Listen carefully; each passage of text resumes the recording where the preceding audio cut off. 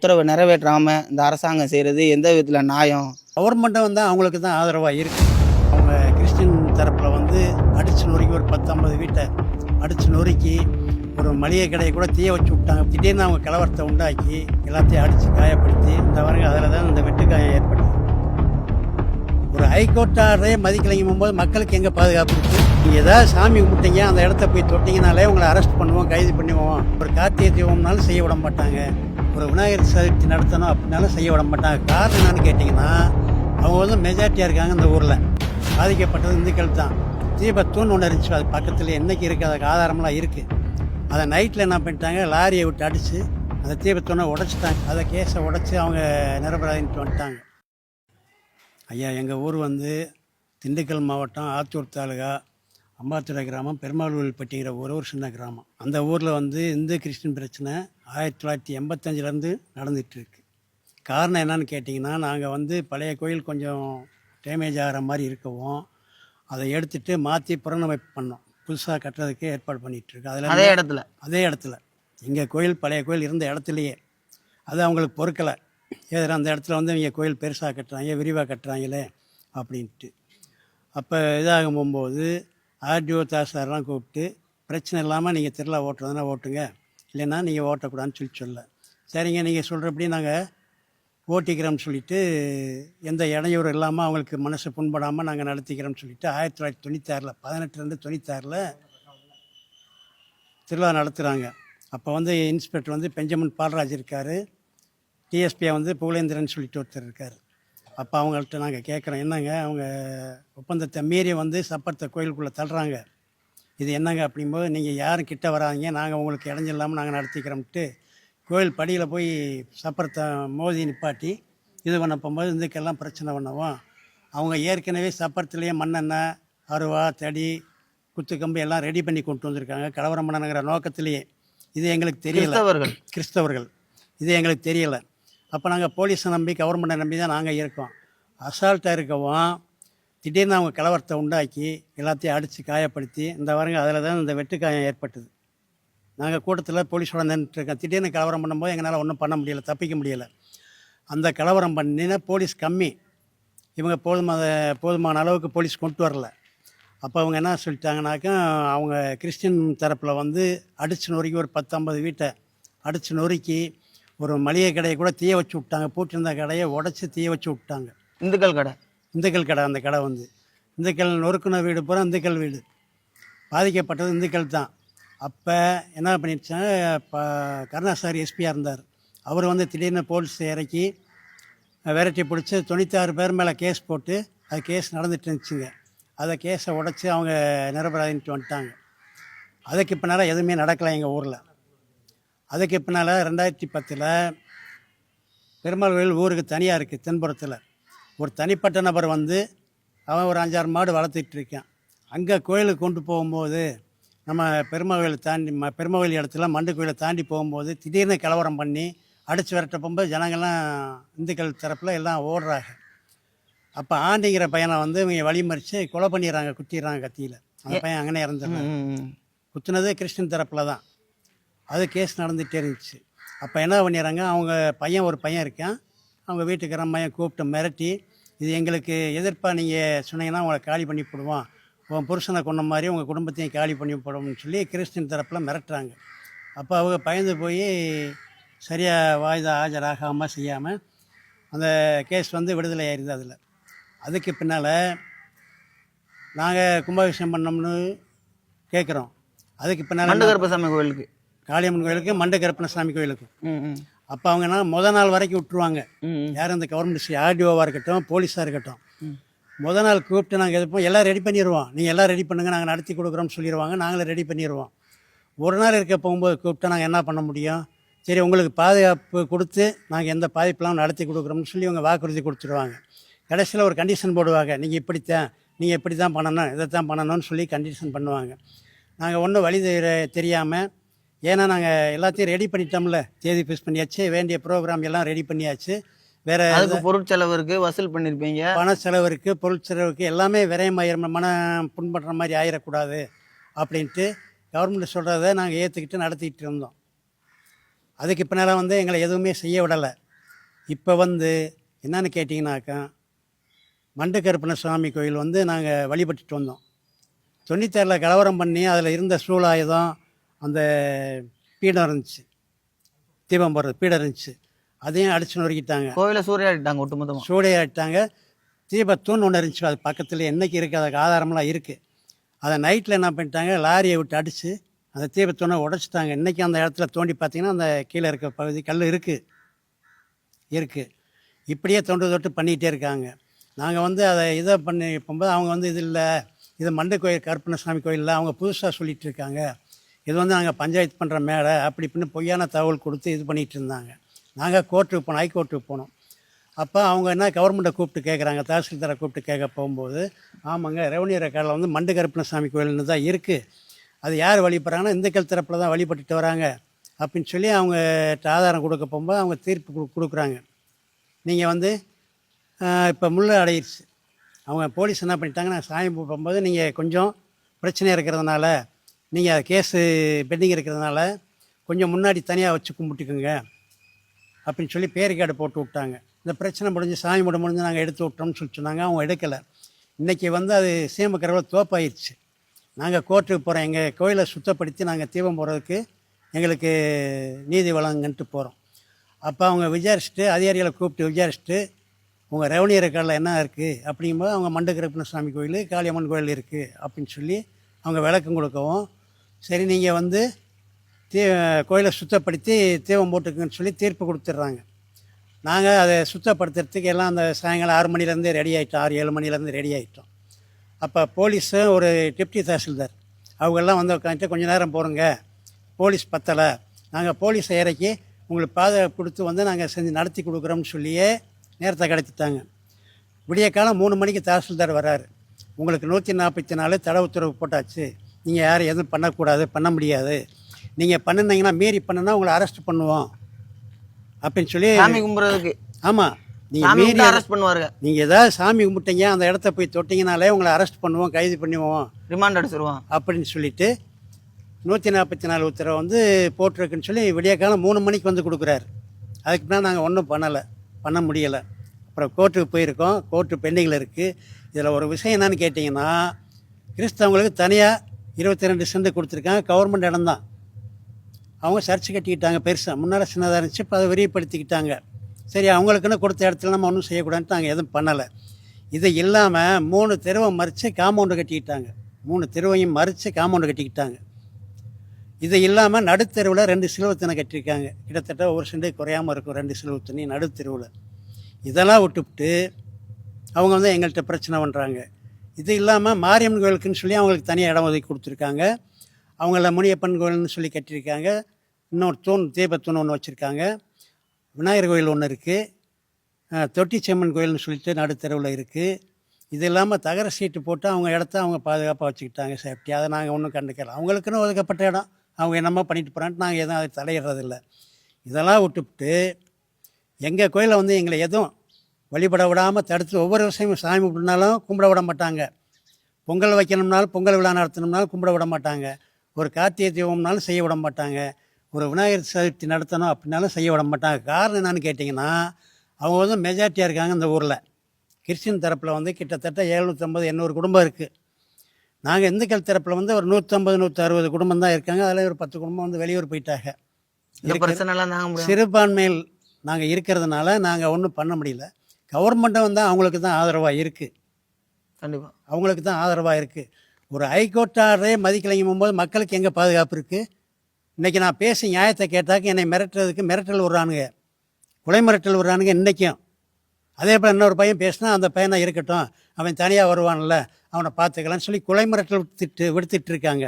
இதுக்கெல்லாம் காரணம் என்னன்னு கேட்டிங்கன்னா, கவர்மெண்ட்டும் அவங்களுக்கு ஜாதகமாக இருக்குது, இருக்க கலெக்டர்ஸ், ரெவன்யூஸ் டிபார்ட்மெண்ட்டும் சரி, போலீஸ் டிபார்ட்மெண்ட்டும் சரி, அவங்களுக்கு ஜாதகமாக இருக்கிறதுனால அவங்க பயன்படுத்திக்கிறாங்க.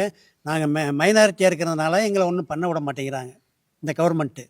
ஒரு ஹைகோர்ட்டை மதிக்காத கவர்மெண்ட்டு எங்களுக்கு என்ன பாதுகாப்பு கொடுக்க போகுது? வேறு எங்களுக்கு என்ன, நாங்கள் எங்கே போகிறது? ஒரு நீதிமன்றம் கொடுத்த தீர்ப்பை எங்களுக்கு அமல்படுத்த முடியல, எங்களுக்கு பாதுகாப்பு கொடுத்து நடத்தி கொடுக்க முடியல இந்த கலெக்டர்னாலையும் இந்த எஸ்பினாலையும். நாங்கள் இனி யார்கிட்ட போகிறது? ஆகையினால் எங்களுக்கு நீதி கிடைக்கணும், நீதி நிலைநாட்ட பண்ணோம். ஒரு சில பேர் மீடியாவில் பேட்டி கொடுத்துருக்காங்க, இந்துக்கள் அல்லாத இடத்துல கிறிஸ்தவங்களுக்கு சம்மந்தப்பட்ட இடத்துல இவங்க போய் உரிமை கேட்குறாங்க, அதுக்கு கோர்ட் வந்து தவறாக உத்தரவு போடுறாங்கன்னு சொல்லிட்டு. அவருக்கு இந்த ஊரை பற்றி தெரியுமா? இந்த ஊரில் வந்து அவர் விசாரிச்சாரா? யாரையும் கேட்டாரா? அவருக்கு எப்படி தெரியும் இந்த ஊரை பற்றி? இந்த இந்துக்கள் வந்து கிறிஸ்தவ இடத்துல தான் போய் கேட்டான், அது கோர்ட் உத்தரவு கொடுத்துருக்குன்னு சொல்கிறாரு, தவறான தீர்ப்புன்னு சொல்கிறாரு. அவருக்கு இதை பற்றி ஏதாவது தெரியுமா? எங்கேயோ ஒருத்தரை உட்கார வச்சுக்கிறது, ஏதாவது சொல்கிறது, அவங்க ஏதாவது சொல்லிக்கிறது. உண்மையான தகவல் என்னென்னா, இந்த ஊரில் வந்து நடக்கிற சம்பவங்கள் என்ன, யார் பாதிக்கப்பட்டிருக்காங்க, யாருனால இந்த பிரச்சனை வந்துட்டு இருக்குன்றதை அவர் நேரில் வந்து பார்க்கணும். உண்மையில் நேரடியாக பார்த்து விசாரிச்சா தான் தெரியும். எங்கேயோ உட்காந்துக்கிட்டு இந்துக்கள் விரோதமான ஒரு தகவல் கொடுத்துட்டு இருந்தாக்கள் அது எந்த வகையில் நியாயம்? அவருக்கு என்ன தெரியும், அதை பற்றி என்ன தெரியும்? அரசியல்வாதி அரசியல் பேசணும்னா எதையோ வச்சு பேசிட்டு போட்டோம். கண்டிப்பாக நாங்கள் தான் கிடச்சோம் அந்த ஊரில், இந்த அப்பாவி மக்கள் தான் கிடச்சாங்களா இவன் அரசியல் பண்ணுறதுக்கு? கண்டிப்பாக இதை விட்டுட்டு தவறான ஒரு மீடியாக்காரன் வந்தான், நான் யூடியூப்பரு, நான் வந்து நியாயமாக பேசுகிறேன், நியாயம் எடுக்கிறேன்ட்டு சொல்லிட்டு 3 தரப்புலையும் தான் இன்றைக்கி முழுவதும் ஊரை சுற்றி எடுத்தான். எங்கள் கோயிலை மட்டும் அவன் அவதூறாக போட்டிருக்கான். அவங்க சர்ச்சை போட்டிருக்கணும்ல, அந்த 3 தடவை அவன் பார்த்துருக்கணும்ல, அப்போ புரியும்ல. நடுத்தெருவில் 2 சிலுவத்தனை கட்டிருக்கான், அது பார்த்துருந்தா தெரியுமில்ல. சம்மந்தம் இல்லாதவங்கள்ட்ட பேட்டி எடுக்கிறது, இவனாக பேட்டி கொடுக்கறது எப்படிங்க நியாயம்? அதை நாங்கள் திருப்பி கேட்டோம்னா எங்களை வந்து அவதூறாக பேசுகிறாங்க, மிரட்டுறாங்க, சண்டை போடுறாங்க. அவன் சொல்கிறது ஒரு மீடியா வருதுனாக்கும் இங்கே நடுநிலைமை போடணும், உள்ள நிலைமை என்னங்கிறத போடணுமா இல்லையா? கண்டிப்பாக அவங்க 2 பேரும் சம்மந்தமில்லை இல்லை. இப்போ கவுண்டர் சைடு விசாரிச்சிருக்காங்க. அந்த ஊரில் இருக்க முக்கியஸ்தர்களை பெரியதனத்தை கேட்டிருந்தா தானே உண்மை என்னன்னு தெரியும். பாவன் நாளைக்கு சாக போகிற கிளவிகிட்ட போய் கேட்டால் அந்த பொம்பளை என்ன சொல்லும்? சொல்லி கொடுக்குறதான் சொல்லும். நீ இல்லை போட்ட எங்கள் தரப்புலையும் விசாரிச்சிருக்கீங்கள, 3ஐயும் போடு. உங்கள் தரப்பில் விசாரிச்சதை போடவே இல்லை, இன்னைக்கு வரைக்கும் போடலை. அதை நாங்கள் ஃபோன் பண்ணி கேட்டோம்னாக்க நாங்கள் இது ரெடி பண்ணிகிட்டு இருக்கோம், நாங்கள் போடுறோம். எத்தனை நாள்? 15 நாள் ஆகிப்போச்சு. எப்போ போடுறதுவன்? ஏன் அந்த ஒருதலை பட்சமாக பண்ணுறீங்க? ஊரில் ஏன் பிரச்சனை இல்லாத இடத்துல நீங்கள் ஏன் பிரச்சனை உருவாக்கிட்டு இருக்கீங்க? நியாயமாக இல்லையா? கண்டிப்பாக இன்றைக்கி வரைக்கும் எங்களுக்கு நியாயம் கேட்கவும் ஆள் இல்லை, எந்த அதிகாரியும் இல்லை. இன்றைக்கி ஆர்டிஓட்ட போனால் எங்களை தான் மிரட்டுறாங்க செய்கிறாங்க. தாசில்தார்கிட்ட போனால் எங்களை தான் மிரட்டுறாங்க. உங்களுக்கு என்ன ஆதாரம் இருக்குது? நாங்கள் அவங்கள கேட்டால் அதை நீ பேசக்கூடாது, உனக்கு ஆதாரம் இருக்கா? ஏங்க அவங்க சர்ச் இருக்கிறது கவர்மெண்ட் இடம் தானாங்க, அவங்க 2 சிலுவத்தனை கட்டியிருக்காங்க கவர்மெண்ட் இடம் தானாங்க. எங்கள் இடம் மட்டும்தான் கவர்மெண்ட் இடமா? எங்கள் இடம் மட்டும்தான் எல்லாத்துக்கும் பொதுவாகி போயிருமா? அந்த இடம் யாருக்கும் பொது இல்லையா? அவங்களுக்கு மட்டும் உரிமை. ஏன்னா இந்துக்கள் மட்டும் வந்து சிறுபான்மையில் இருக்கிற அவங்க ஓட்டு தேவையில்லை. 150 ஓட்டு மிஞ்சி போனால் 200 250 ஓட்டு இருக்குமா? தேவையில்லை. அவன் 1000 ஓட்டு போகிறேன், ஓட்டை தான் பார்க்குறாங்க அரசியல்வாதியை. நாங்கள் பல முறை போயிருக்கோம் எங்கள் ஊர் மினிஸ்டர்கிட்ட, கிட்டத்தட்ட 10 தடவை 15 தடவை போய் முறையிட்டிருக்கோம். பொறுங்க நாங்கள் முடிச்சு தரோம், இதைத்தான் சொல்கிறாங்களே தவிர இது வரைக்கும் முடித்த பாடு இல்லை. இங்கிட்ட தூண்டி விட்டுட்டு தான் இருக்காங்க, பிரச்சனையை உருவாக்கிட்டு தான் இருக்காங்க. பாதிக்கப்படுறது வந்து இந்துக்கள் தரப்பில் தான். ஆகையினால வந்து எங்களுக்கு நியாயம் கிடைக்கணும். அந்த கடவுளுக்கு ஒரு சக்தி இருக்குதுன்னு சொல்லிச்சுன்னா எங்களுக்கு நியாயம் கிடைக்கும், அது நிலைநாட்டுவோம், அது நாங்கள் நம்பிக்கையாக இருக்கோம். அது ஒன்று தாங்க. ஓகே. என்ன இப்போ இருக்க கவர்மெண்ட் வந்து எங்களுக்கு ஜாதகமாக இருக்கும், நியாயம் கிடைக்கும்னா நான் நம்பலை. கடவுள் நம்பிக்கையில் தான் நாங்கள் இருக்கோம். எங்களுக்கு வந்து நீதிமன்றம், நீதி அரசர்னால தான் நீதியை நிலைநாட்ட முடியும். இன்னைக்கு நீதிமன்றத்தை உத்தரவே மதிக்கலையும் போது இன்னும் எதை மதிக்க போகிறாங்க, எதை செயல்படுத்த போகிறாங்க? நாங்கள் யாரை நம்புறது சொல்லுங்கள், நீங்களா சொல்லுங்கள். நான் யாரையும் குறைபாடு சொல்லலை, உள்ள நியாயத்தை தான் கேட்குறேன். இல்லை நான் கேட்குறதுல ஏதாவது தவறு இருந்துச்சுன்னா நீங்கள் சொல்லுங்கள், நான் கட்டுப்படுறேன் அதுக்கு. இல்லை நீங்கள் வந்து உண்மைக்கு புறம்பாக பேசுகிற, தவறாக பேசுகிற, பொய்யான தகவல் கொடுக்குறேன்னா வா, நேரில் வா, யார் வேணாலும் வா, இந்த ஊருக்கு வா, நேரில் வந்து உட்காருவோம். நீ கேட்குற கேள்விக்கு நான் பதில் சொல்கிறேன், நான் கேட்குற கேள்விக்கு நீ பதில் சொல்ற. எந்த அரசியல்வாதியாக இருந்தாலும் சரி, யாராக இருந்தாலும் சரி, உண்மையை சொல்கிறதுக்கு ஏங்க பயப்படணும்? நான் பாதிக்கப்பட்டவங்க, என் வீட்டை பூரா அடிச்சுன்னு இருக்குண்ணா, பண்ட பாத்திரத்தை பூரா பெட்டியை பூரா அடிச்சுன்னு இருக்குண்ணா, என் பிள்ளை 8 வயசு பிள்ளை தவறுறான், அவனை அடிச்சுன்னு இருக்கு, தீல தூக்கி போடுறான்றான். என்ன எடுத்துச்சு இந்த கவர்மெண்ட்? என்ன நடவடிக்கை எடுத்துச்சு? தப்பு பண்ணவே ராஜா மாதிரி இருக்கான், பாதிக்கப்பட்டவன் தூங்கி போயிருக்கான், மூளையில் ஒடுங்கி போயிருக்கான். இதுதான் நியாயமா? இதுதான் கவர்மெண்ட்டா? இதுதான் அரசாங்கமா? எங்களுக்கு நீதி கிடைக்கணும், நடுநிலைமையான ஆட்சி வேணும், நடுநிலைமையான அதிகாரிகள் வேணும் எங்களுக்கு. அதாங்க எங்கள் கோரிக்கை. ஓகே. எங்களுக்கு வந்து நியாயம் வந்து நிலைநாட்டணுங்க. நாங்கள் அவங்களுக்கு இடைஞ்சல் பண்ணலை, இது வரைக்கும் சொல்லுங்கள். அவங்க திருவிழாவிலையோ அவங்க கிறிஸ்மஸ் கொண்டாடுற எந்த விழா, இதே போல் பாத யாத்திரைக்குள்ளே வேளாங்கண்ணிக்கு போகிறாங்க, கோர்ட்டுக்கு போகிறாங்க. கோர்ட் என்ன உத்தரவு போடுறது, நீ ஊருக்குள்ளே எதுவும் பண்ணக்கூடாது, மெயின் ரோட்லேருந்து வேணா போய்க்க. மெயின் ரோட்டில் இருந்து போனாலும் கூட அந்த லோக்கல் அதிகாரிகள்கிட்ட நீ அனுமதி வாங்கி தான் போகணும்னு சொல்லி ஹைகோர்ட் உத்தரவு இருக்குதுங்க. ஒரு தனிப்பட்ட ஒரு நபர் வந்து பங்காளி கோயில் ஊருக்கு அவுட்டரில் கும்பாபிஷேகம் பண்ணுறான். அந்த சாமி பெட்டியும் அந்த முளைப்பாரி இது வந்து ஊருக்குள்ளேருந்து தான் போகணும், பூசாரி விட்டுருந்து தான் போகணும். அதுக்கு அனுமதி இல்லை, அந்த போலீஸ் அனுமதி கொடுக்கல. 4 பேருக்கு மேலே போகக்கூடாது, மீறி போனால் அரெஸ்ட் பண்ணுவோம், யார் ஊரில் கூட்டக்கூடாது அப்படின்ட்டாங்க. சரின்ட்டு கட்டுப்பட்டு அதிகாரிகள் கட்டுப்பட்டு நாங்கள் போனோம். அதே போல் கோர்ட்டு உத்தரவை மீறி, ஹைகோர்ட் உத்தரவை மீறி அவங்க சர்ச்சிலேருந்து கூட்டமாக போகிறாங்க, ட்ரம் செட்டோட வான வேடிக்கையோடு போகிறாங்க. அதுக்கு இந்த போலீஸ் பாதுகாப்பு கொடுத்து போகுது, பாதுகாப்பாக கூப்பிட்டு போகிறாங்க இந்த போலீஸு. நாங்கள் யாரை நம்புறது? கண்டிப்பாக யாரங்க இனிமேல் நம்புறது? ஹைகோர்ட்டு உத்தரவுக்கே மரியாதை இல்லையும் போது எங்களுக்கு என்ன பாதுகாப்பு இருக்குது? எங்களுக்கு பாதுகாப்பு வேணும். நாங்களும் இந்திய ஜனநாயக நாட்டில் தான் பிறந்தோம், இந்தியாவில் ஒரு குடிமகன் தான் நாங்களும். எல்லாருக்கும் இருக்க உரிமை எங்களுக்கு இருக்குமா இல்லையா? கண்டிப்பாக நாங்கள் சுதந்திரமாக வாழணும், சுதந்திரமாக எங்கள் குடும்பத்தை பார்க்கணும், எங்கள் பொழப்பை பார்க்கணும். வருஷமெல்லாம் அதே வேலையாக கோர்ட்டு, ஸ்டேஷன், கலெக்டர் ஆஃபீஸு, கலெக்டர்கிட்ட போய் கேட்டோம்னா இந்த நாங்கள் நடவடிக்கை எடுக்கிறோம் போங்க, இவ்வளவு தான், வேறு எந்த நடவடிக்கையும் இல்லை. அவங்கள்ட்ட கேட்டால் அப்புறம் என்ன சொல்கிறாங்க, நாங்கள் எஸ்பிகிட்ட கலந்து பேசிட்டு உங்களுக்கு நடத்தி கொடுக்குறோம் அப்படின்றாங்க, அவ்வளோதான். எந்த நடவடிக்கையும் கிடையாது, எந்த ஒரு நீதியும் கிடையாது இன்றைக்கி வரைக்கும். இல்லைன்னா சொல்லுங்கள், யாரையாவது வந்து இல்லைங்க நாங்கள் விசாரித்தோம், இந்த மாதிரி நாங்கள் சரியாக தான் பண்ணியிருக்கோம், செஞ்சுருக்கோம்னு சொல்லி யாராவது சொல்லுங்கள். எந்த தாசில்தாராக இருக்கட்டும், எந்த ஆர்டிஓ இருக்கட்டும், எந்த கலெக்டராக இருக்கட்டும், இது வரைக்கும் என்ன நீதியை வழங்கியிருக்காங்க, என்ன அவங்க சட்டப்படி என்ன பண்ணியிருக்காங்க? அடக்குமுறை வந்து எங்களுக்கு மட்டும்தான். ஏன்னா இந்துக்கள் வந்து இந்த ஊரில் இருக்கக்கூடாது. நாளைக்கு இந்த 150 வீட்டுக்காரன கிறிஸ்டனா மாறிட்டானாக்கா அவங்களுக்கு சந்தோஷம். ஒரு பேர் பெருமாள்பட்டிய பேரை மாற்றி இதுக்கு இடையில என்ன ஒரு கேவலம் தெரியுங்களா? ஊர் பேர், ஊர் உண்டான நாளைக்கு இருந்து பெருமாள் கோயில்பட்டி தான் பேர். அவன் போய் அந்தோனியார்பட்டினம் மாற்றுறதுக்கு கலெக்டர் ஆஃபீஸில் பெட்டிஷன் கொடுக்குறான். கலெக்டர் என்ன சொல்கிறார், இது எங்களால் முடியாதுங்க அப்படின்னு சொல்கிறார். அதோட விட்டுட்டாங்க. இன்றைக்கி பஸ்ஸில் டிக்கெட் கொடுக்குறான். டிவிஎஸ் காலத்துலேருந்து பெருமாள் கோயில்பட்டி ஸ்டேஜ் இருக்குது. இன்றைக்கி அவன் டிக்கெட் கேட்டால் என்ன சொல்கிறான், காமராவரம் டிக்கெட் தான் தரான், மெட்ரோ டிக்கெட் தரான், ஊத்துப்பட்டினம் ஒரு டிக்கெட் தரான், பெருமாள் கோயில்பட்டினம் டிக்கெட் வரலாங்க இன்றைக்கி வரைக்கும். அந்த டிக்கெட் ஆதாரம் இந்த பாக்கெட்லேயே வச்சுருக்கேன், காட்டுட்டுங்களா அவங்கள்ட்ட? அதை கண்டக்டர்கிட்ட கேட்டால் என்ன சொல்கிறாங்க, நாங்கள் என்ன செய்யட்டோம், மிஷினில் வர்றது தான், நாங்கள் என்னங்க பண்ணுறது அப்படின்றான் கண்டக்டரு. ஊர் பேரவே எடுக்க போகும்போது நாட்டில் நீ என்ன நடக்காது, அந்த டிக்கெட் வச்சுருக்கீங்க, எப்போ வேணாலும் நான் ஆதாரம் காட்டுறேன். கண்டிப்பாக கண்டிப்பாக ஊர் பேரவே மாற்றணும்னு முயற்சி பண்ணுறாங்க. இதுக்கு அரசும் உடந்த, அதிகாரிகளும் உடந்த. எங்களுக்கு என்ன பாதுகாப்பு, எங்களுக்கு நீதி வேணும், அதுதான் எங்களுக்கு, வேறு ஒன்றும் வேண்டாம், எதுவும் கேட்கல. எங்களுக்கு வந்து நீதி கிடைக்கணும், நீதி நிலநாட்டம். நாங்கள் உண்மைக்கு அப்புறம் எதுவுமே பண்ண மாட்டோம், எந்த தவறும் பண்ண மாட்டோம். அவங்க இடத்துல போயோ அவங்க திருவிழாவில் போய் இது வரைக்கும் ஏதாவது சின்ன சலசலப்பு எங்கள் பையன் பண்ணால், எங்கள் தரப்பில் பண்ணாங்கன்னு சொல்லி ஒரு நிரூபித்து காட்ட சொல்லுங்கள், அதுக்கு நாங்கள் பரிகாரம், நாங்கள் உடனே அதுக்கு ஆளாகிறோம். இல்லையாங்க, எங்களை தானங்க துன்புறுத்துறாங்க வருஷமெல்லாம். கொலை பண்ணுற அளவுக்கு நாங்கள் என்ன தப்பு பண்ணோம்? சாமி கும்பிட்டதுக்கு, நாங்கள் சாமி கும்பிட்டதுக்கு, எங்கள் கோயிலில் வழிபட்டதுக்கு, இதுக்கும் காளியம்மன் கோயிலில் பிரச்சனை இருக்குது, அங்கே ஒன்றும் செய்யக்கூடாதுன்னு சொல்லி போலீஸ் சொல்லுது. நாங்கள் எதுவும் பண்ணலை, ஊர்லேயும் சொல்லிட்டோம், கூட்டத்துலேயும். ஊரில் தனியாக இருக்க ஒரு கதிர் நரசிங்க பெருமாள் கோயிலில் ஒரு தனிப்பட்ட நபர் போய் மாட்டை கும்பிட்டு வரதில் என்ன தவறு? ஏன் செய்யக்கூடாது? அதில் கலவரம் பண்ணி ஒரு பையனை கொண்டுபிட்டிய, நீ உயிரை கொடுக்க முடியுமா? அந்த குடும்பத்தை காப்பாற்ற முடியுமா? நீ போன உயிரை திருப்பி கொடுக்க முடியுமா? ஒருத்தனை கண்ணை குத்தி அவன் செத்தே போயிட்டான் அந்த 96 கலவரத்தில். அந்த 96 கலவரத்தில் வெட்டு காயம் பட்டது அந்த காயம். இது வரைக்கும் என்ன நியாயம் கிடச்சிருக்கு? ஒன்றும் இல்லை. கேட்டவங்களுக்கு ஆதாரம் இல்லை, சாட்சி இல்லை. சாட்சியை தான் விலை போட்டு வாங்கிறீங்களே, மிரட்டிடுறீங்களே, எவன் சொல்லுவான்?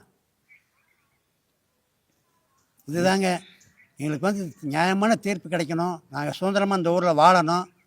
அதுக்கு அரசு அதிகாரிகளும் தான் எங்களுக்கு உடனே எங்களுக்கு பாதுகாப்பு கொடுத்து நடத்தி கொடுக்கணும். அரசைத்தான் நாங்கள் நம்புகிறோம். கோர்ட் வந்து நீதியரசர் நீதியை கொடுக்குறாரு. அவன் ஒருதலை பட்சமாக கொடுக்குறான், கேவலமாக பேசுகிற ஒரு நீதியரசரை வந்து இவங்களுக்கு ஜாதகமாக போயிட்டா கோர்ட்டு ஏன் வந்து நீதி நிலைநாட்டப்பட்டது, அடுத்தவனுக்கு நீதி சொன்னால் அவன் அயோக்கியன். அவன் நீதிபதி இல்லை, அவன் ஆர்எஸ்எஸ்காரன்.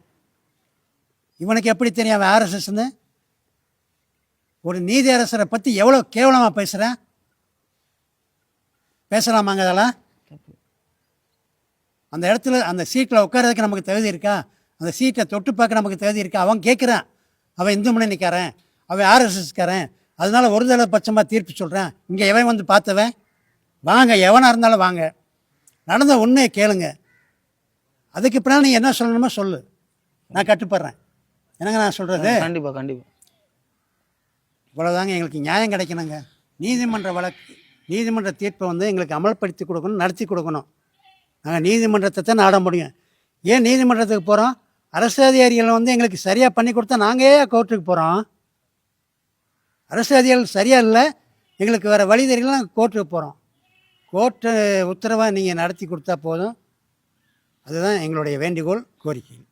இந்தியாவில் இருக்கக்கூடிய ஒரு கிராமத்தில் வாழக்கூடியவங்க எங்களுக்கு சுதந்திரமாக வாழணும் அப்படின்ற கோரிக்கையை முன்வைக்கிறதே கொடுமையான விஷயம். ஒரு இந்திய குடிமகனோட கடைசி நம்பிக்கை நீதிமன்றம். அந்த நீதிமன்றமும் உத்தரவு பிறப்பிச்சும் அவங்க வந்து இந்த மாதிரி அந்த உத்தரவை நிறைவேற்றாமல் இந்த அரசாங்கம் செய்கிறது எந்த விதத்தில் நியாயம் அப்படின்னு புரியலை. திருப்பரங்குன்ற விஷயத்தில் கேட்குறாங்க, ஒரு கோயிலில் நீங்கள் தீவை ஏற்ற விடலைன்னா என்ன ஆகிடப்போகுது, தீவை ஏற்றாமல் இருங்க மத நல்லிணக்கத்தோட அப்படின்னு. திருப்பரங்குன்றம் ஒரு விஷயம் கிடையாது, அதே மாதிரி தமிழகத்தில் 1000 விஷயம் நடக்குது. அதுக்கு இந்த பெருமாள் கோவில்பட்டி அப்படின்ற கிராமம் ஒரு சாட்சி.